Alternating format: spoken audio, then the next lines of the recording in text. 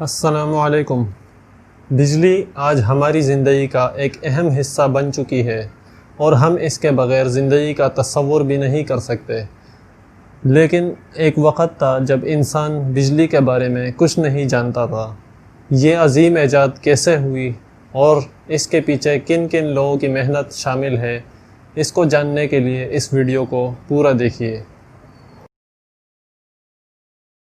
آج سے تقریباً 5000 سال پہلے قدیم مصر کے لوگ بجلی کے جھٹکے دینے والی مچھلیوں کے بارے میں جانتے تھے۔ وہ انہیں دریائے نیل کی گرجنے والی اور مچھلیوں کی محافظ کہتے تھے۔ چند قدیم مصنفین جیسا کہ گائنس پلینیس اور اسکریبونس لارگس نے لکھا ہے کہ ان کے جھٹکے موصل میں سے گزر سکتے ہیں اور شاید سر درد میں بھی افاقہ دے سکتے ہیں۔ بحر روم کے آس پاس کی تہذیبوں کے بارے میں یہ ماننا ہے کہ ان میں سے چند تہذیبیں کچھ ایسی اشیاء کے بارے میں واقف تھیں جیسا کہ عنبر پتھر، جو کہ رگڑنے پر مقناطیسی خصوصیات اختیار کر لیتا ہے، اور چند ہلکی چیزوں مثلاً بالوں اور پروں کو اس کے ذریعے اوپر اٹھایا جا سکتا ہے۔ تھیلس وہ پہلا شخص تھا جس نے عنبر پتھر سے رگڑ کے ذریعے پیدا ہونے والے اثرات کے بارے میں لکھا کہ یہ مقناطیسی قوت ہے اور عنبر پتھر رگڑنے پر مقناطیسی ہو جاتا ہے۔ 1936 میں بغداد سے دریافت ہونے والی بغداد بیٹری کی دریافت کے بعد یہ اندازہ ہوتا ہے کہ شاید قدیم زمانے کے لوگ برقی ملمہ کاری سے واقف تھے۔ بجلی ایک راز ہی رہتی، مگر 1600 عیسوی میں ایک انگریز سائنسدان ولیم گلبرٹ نے اپنے تجربات کے بعد ایک کتاب لکھی جس میں اس نے عنبر پتھر کو رگڑنے پر پیدا ہونے والے اثرات کو مقناطیسیت سے الگ قرار دیا۔ اس کا ماننا تھا کہ یہ کوئی اور قوت ہے۔ اس نے اسے نام دیا الیکٹرکس۔ بجلی کی ایجاد کی کہانی شروع ہوتی ہے 18ویں صدی سے، جب مشہور سائنسدان نیوٹن نے رائل سوسائٹی آف لندن کا کنٹرول سنبھالا اور اہم عہدوں پر اپنے افراد کو تعینات کیا تو ان میں سے ایک ہوکس بی نام کا ایک شاگرد بھی تھا۔ ہوکس بی نام کا یہ شخص اپنے استاد کو خوش کرنے کے لیے مختلف طرح کے تجربات کرتا رہتا تھا۔ ایک دن اس نے شیشے کا ایک گولا لیا جو کہ اندر سے خالی تھا، اس میں سے ہوا کو مکمل باہر کیا، تب اس میں ویکیوم رہ گیا۔ پھر اس کو ایک ایسی مشین پہ فٹ کیا جس میں ایک ہینڈل موجود تھا اور ایک ہاتھ کی مدد سے اسے گھمایا جا سکے۔ اس مشین کو اس نے اندھیرے کمرے میں رکھ کر ہینڈل گھمایا اور شیشے کے گولے پر اپنا ہاتھ رکھا تو گولے کے اندر ایک نیلے رنگ کی خوبصورت سی روشنی اندھیرے میں نظر آئی۔ یہ روشنی بجلی کی روشنی تھی اور یہ ایجاد بجلی کی ایجاد تھی۔ ہوکس بھی نہیں جانتا تھا کہ وہ انجانے میں ایک بہت بڑی دریافت کر چکا ہے اور یہ ایک نئے دور کا آغاز ہے، ایک برقی انقلاب۔ اسے اپنی اس ایجاد کی اہمیت کا اندازہ نہیں تھا، اس لیے اس نے اپنا باقی وقت دوسرے تجربات میں لگایا۔ اس دور میں یورپ میں ایک نئی تحریک کا آغاز ہو رہا تھا۔ یہ تحریک روشن خیالی کہلاتی تھی اور اس کے دانشور سیاست، سائنس اور فلسفے کی بات کرتے اور لوگوں سے سوالات کرتے رہتے اور منطقی انداز میں سوچتے تھے۔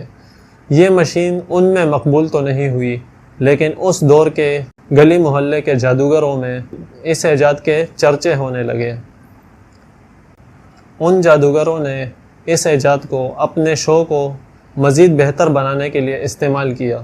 اس دور کے گلی محلوں کے جادوگر رومال پر شیشے کی سلاخ کو رگڑتے اور پھر اس سلاخ کی مدد سے پروں کو اٹھا لیتے۔ اس کے علاوہ اس کے ذریعے خود کو چارج کرتے اور ایک برتن میں الکوہل ڈال کر انگلی کے اشارے سے سپارک کر کے اس میں آگ لگا دیتے۔ اس طرح رفتہ رفتہ یہ جادوگر مشہور ہونے لگے اور لوگ انہیں الیکٹریشین کہنے لگے، کیونکہ یہ وہ میجیشنز تھے جو الیکٹریسٹی کے ذریعے اپنا شو کرتے تھے۔ رفتہ رفتہ انہوں نے سوچنا شروع کیا کہ ہم کیسے اپنے شو کو بڑا کر سکتے ہیں اور اس قوت کا کیا کوئی اور استعمال بھی ہو سکتا ہے۔ کچھ عرصے کے بعد اسٹیفن گرے نام کے ایک سائنسدان نے لکڑی کا ایک فریم بنایا اور اس میں ایک جھولا لٹکایا جس میں خود لٹک گیا اور اپنے آپ کو ہوکس بی کی مشین کے ذریعے چارج کیا۔ اس کے بعد اس نے نیچے سونے کے ورق جو پہلے ہی سے رکھے ہوئے تھے ان کے اوپر اپنا ہاتھ گھمایا تو سونے کے ورق اڑ کر اس کے ہاتھ سے چپک گئے۔ اس طرح اس نے یہ بھی مشاہدہ کیا کہ بجلی چند چیزوں میں سے گزر سکتی ہے جبکہ چند چیزوں میں سے نہیں گزر سکتی۔ اس نے جن چیزوں میں سے بجلی گزر سکتی ہے انہیں موصل اور جن میں سے نہیں گزر سکتی انہیں غیر موصل کا نام دیا۔ کچھ عرصے بعد ایک اور سائنسدان موشن بروک نے بجلی کے بارے میں یہ سوچا کہ یہ اگر ایک مایع ہے اور چند چیزوں میں سے بہتے ہوئے گزرتا ہے تو پانی کی طرح اسے بھی جمع کیا جا سکتا ہوگا، مگر کیسے؟ تو اس نے ایک شیشے کا برتن لیا اور اس میں ایک زنجیر لٹکائی اور اس میں پانی ڈالا۔ اس زنجیر کو ہوکسبی کی مشین کے ذریعے چارج کرنے کی کوشش کی۔ وہ کئی دن تک ایسا کرتا رہا مگر کامیاب نہ ہو سکا۔ ایک دن وہ غلطی سے اس شیشے کے جار کو میز پر رکھنا بھول گیا اور اپنے ہاتھ میں ہی پکڑے رکھا اور اس جار کو چارج کرنے کی کوشش کی۔ پھر اس نے اپنا ہاتھ زنجیر کے قریب لایا تو اسے زبردست جھٹکا لگا۔ وہ اس جھٹکے کے بارے میں اپنی کتاب میں لکھتا ہے کہ میں اسے دوبارہ کبھی نہیں کروں گا اور نہ ہی کسی اور کو یہ کرنا چاہیے سوائے اس کے کہ مجھے فرانس کا پورا ملک دے دیا جائے۔ یہ اسپارک پہلے والے اسپارکوں کے مقابلے بہت بڑا تھا اور اس ایجاد کی وجہ سے بجلی اب سٹور ہو سکتی تھی، اور یہ واحد ایجاد تھی اس دور میں جو پوری دنیا میں مشہور ہوئی۔ امریکہ کے بانی بنجامن فرینکلن نے بجلی کی ایجاد میں کیا کارنامہ سر انجام دیا، بجلی کی ایجاد کے بعد اس پر کتنی بحث ہو رہی تھی اور مسلسل کرنٹ کیسے دریافت ہوا، اس کو جاننے کے لیے بجلی کی کہانی کا دوسرا حصہ دیکھیے۔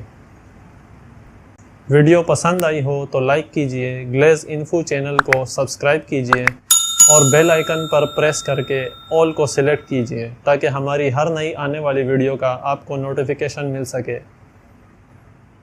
السلام علیکم۔